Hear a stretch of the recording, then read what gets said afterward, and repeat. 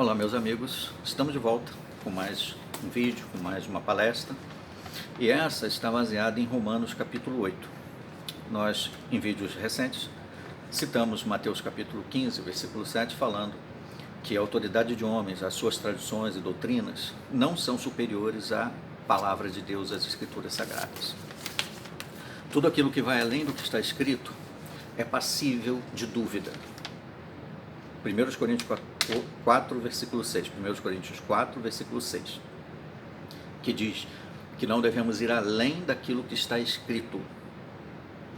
Qualquer doutrina humana, qualquer pensamento ou interpretação que venha da cabeça de pessoas é passível de dúvida, é passível de questionamento, é passível de escrutínio, e não devem ficar ofendidos se isso acontecer. Talvez você tenha escutado que alguns dizem que apenas uma classe dos cristãos são considerados filhos de Deus. Apenas uma pequena classe privilegiada de cristãos são guiados pelo Espírito Santo.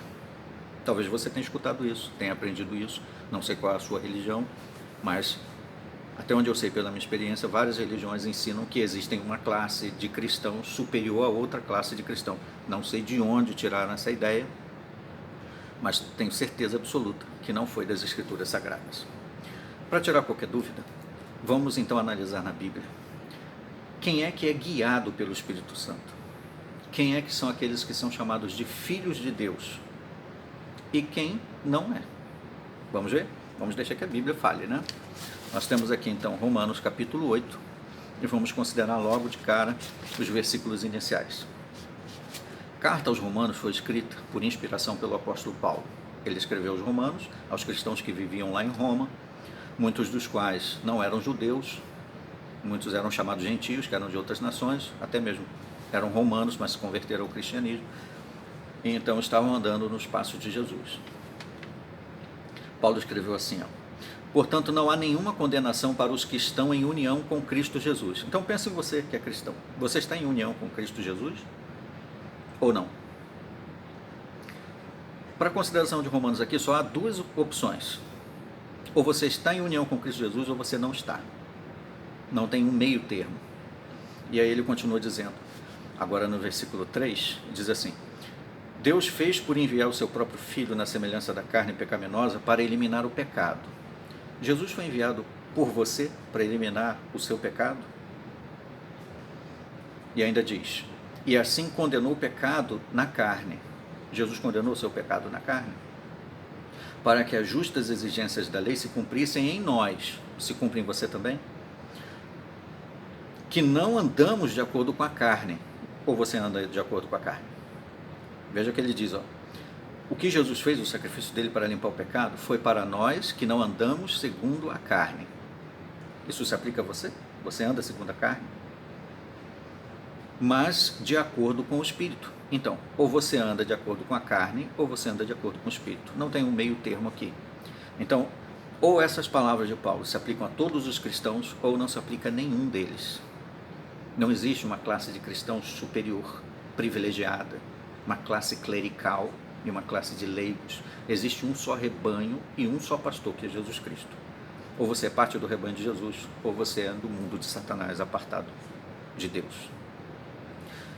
O apóstolo Paulo, por inspiração, continua dizendo, pois os que vivem de acordo com a carne fixam a mente nas coisas da carne, mas os que vivem de acordo com o Espírito, nas coisas do Espírito, pois fixar a mente na carne significa morte. No seu caso, você fixa a mente na coisa da carne, nas coisas da carne, você é guiado pela carne. Mas fixar a mente no Espírito significa vida e paz. E aí ele diz ainda mais assim, vocês não vivem em harmonia com a carne. Veja, ele está dizendo isso para todos os cristãos ou só para uma classe especial? Vocês não vivem em harmonia com a carne, mas com o Espírito, se o Espírito de Deus realmente mora em vocês. O Espírito de Deus mora em você? Mas se alguém não tem o Espírito de Cristo, essa pessoa não pertence a ele. Você pertence a ele? Ou você pertence à carne, que significa destruição? Se, porém, Cristo está em união com vocês, o corpo está morto por causa do pecado. Lembra que em Romanos 6, 23 fala que o salário do pecado é a morte? Então, o nosso corpo pecaminoso morreu, uma vez que nós nos convertemos para sermos guiados pelo Espírito, por meio de Cristo. Mas o Espírito é vida por causa da justiça, finaliza o versículo 10. Agora no versículo 3 ele ainda continua. Pois se vocês viverem de acordo com a carne, certamente morrerão. Ora, se você não é guiado pelo Espírito Santo, então você está sendo guiado pela carne e você vai morrer. É esse o resultado. Não existe um meio termo. Porque todos os que são guiados pelo Espírito de Deus são realmente filhos de Deus. Você é guiado pelo Espírito ou pela carne? Se você não é guiado pelo Espírito, então você tampouco é filho de Deus. Veja como a carta aos Romanos derruba um argumento que algumas religiões impõem aos seus adeptos para estabelecer uma classe superior, como se essa classe estivesse acima dos outros, soberana, dominando a adoração deles. Mas não é isso que as Escrituras ensinam. Elas ensinam que todos os discípulos de Jesus devem ser guiados pelo Espírito e, portanto, são filhos de Deus. Os outros que não são guiados pelo Espírito Santo são guiados pela carne e o resultado é a morte. E ele ainda diz mais aqui. Veja que não sou eu que estou dizendo, é a Bíblia que está falando. Se alguém duvidar dessas palavras, não está duvidando de mim, está duvidando da Bíblia, das Escrituras Sagradas. Então a Bíblia diz assim, ó. Veja bem. O próprio Espírito dá testemunho com o nosso Espírito de que somos filhos de Deus. Então, se somos filhos, somos também herdeiros. Veja, não é só uma classe privilegiada que é herdeira junto com Cristo. Todos os cristãos que são guiados pelo Espírito e não são guiados pela carne, também são filhos de Deus e também são herdeiros de Deus.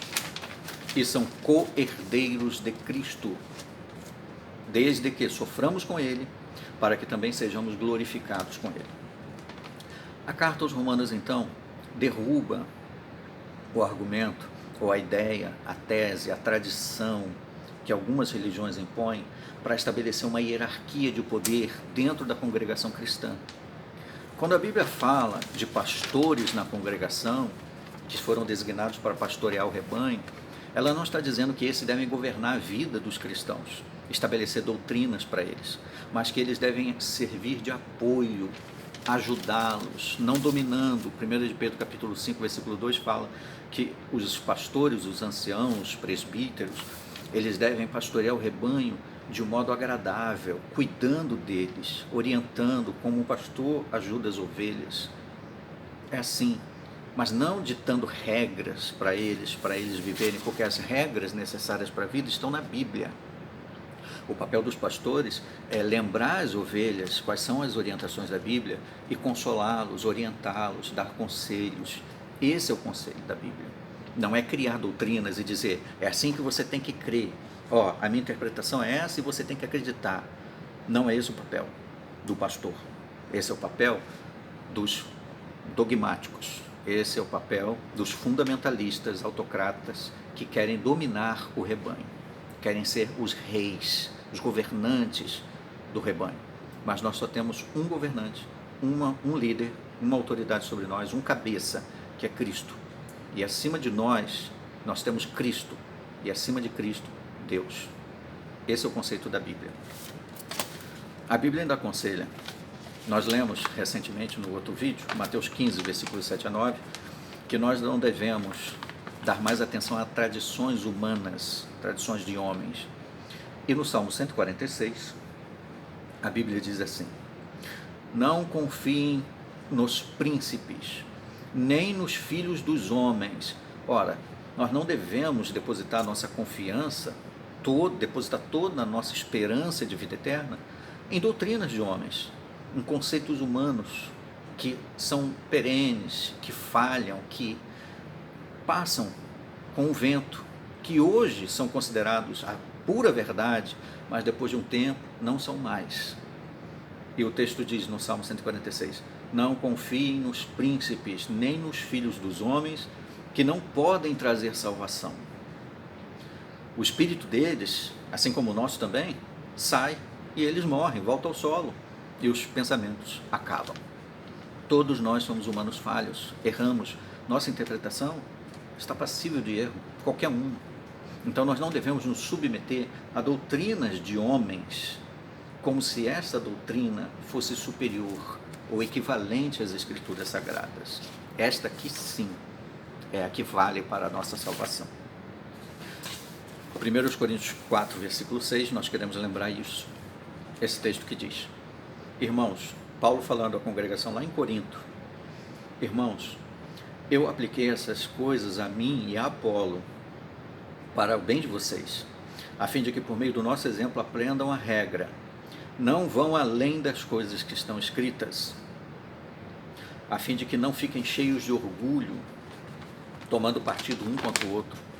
E é por causa disso que existem várias denominações religiosas, porque alguns querem que a sua interpretação das Escrituras seja considerada pelos seus adeptos como verdade, em detrimento da outra denominação religiosa, que acha que a sua interpretação das Escrituras é a verdade. Mas somente a Escritura Sagrada é a verdade. A doutrina, o plano de salvação contido na Bíblia, essa é a base da nossa fé. Doutrinas humanas falham, não devem ser consideradas como pilar para a salvação, como um divisor de águas para quem é verdadeiro cristão ou não é. Interpretações humanas não servem absolutamente para nada, a não ser dividir, como disse aqui em 1 Coríntios 4, versículo 6. Se você tem uma interpretação, é sua, mas você deve ser humilde o suficiente para saber que, admitir que ela pode estar errada, e pode ser questionada, pode ser analisada, pode ser escrutinada com base nas próprias Escrituras. Se nós tivermos esse conceito, nós não vamos nos engrandecer, não vamos nos colocar como superiores a ninguém. Nós vamos entender que o único que nunca erra é o próprio Criador, e Jesus Cristo. E a palavra que veio dele, a Bíblia Sagrada, é a única que pode nos conduzir à salvação, porque ela é a verdade, não a palavra que sai da boca de homens, da sua mente, da sua interpretação. Sendo assim, nós queremos sugerir, é uma sugestão, você não é obrigado a fazer isso, mas se você desejar, faça isso. Pesquise tudo que te é ensinado na sua religião, onde for, não só em assuntos religiosos, mas em qualquer outro. Provérbios 14:15 diz que o tolo, o ingênuo, acredita em qualquer coisa que é dita. Então pesquise, não acredite em qualquer coisa que é falada, mesmo que se diga assim: olha, a palavra de Deus diz onde? Onde que diz na palavra de Deus? Qual é o contexto ali que está sendo dito aquilo?